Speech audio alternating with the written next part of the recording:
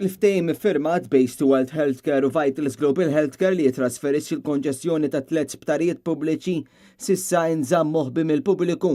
Iżda informazzjoni ġdida pubblikata minn The Shift News velata l-ewwel darba id-dettalji ta' dan id-deal u serje ta' stejjer li spjegaw x'jgħid dan il-ftehim kontroversjali u s-sidien moħbija tiegħu. Il-ftehim juri li Stewart Healthcare xtrat il-Vitals għal euro wieħed biss fil-waqt li s-sidien vera li baqgħu moħbija wara l-VGH tħallsu il-miljuni ta' euro. Dawn il-ħlasijiet inkludew 1.4 miljun euro lill-kumpanija misterjuża ta' Dubai u kważi 2 miljuni oħra lill-individwu li qabel ma kienx magħruf bħala parti mill-beħ ta' Stewart.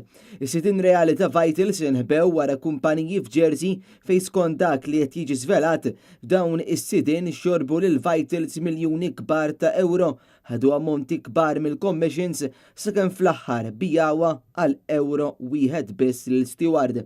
Is-sit ifakkar li Vitals kellhom jinvestu 200 miljun euro biex ħadu il-konċessjoni oriġinali mhux talli ma ħarġux dawn il-flus iżda jingħataw aktar fondi. Hawn Shift News saqsu jekk il-VGH ma setgħux jiġġeneraw il-200 miljun euro għaliex ingħataw aktar minn 50 miljun euro fi flus mit-taxxi tal-poplu.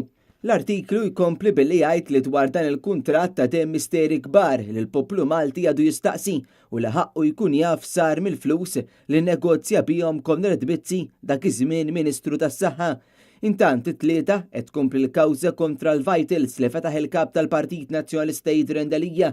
Kemm il-Prim Ministru kif ukoll l-Avukat Ġenerali u d-Dipartiment tal-Artijiet ippruvaw iwaqfu din il-kawża li nfetħet mill-kap tal-Oppożizzjoni.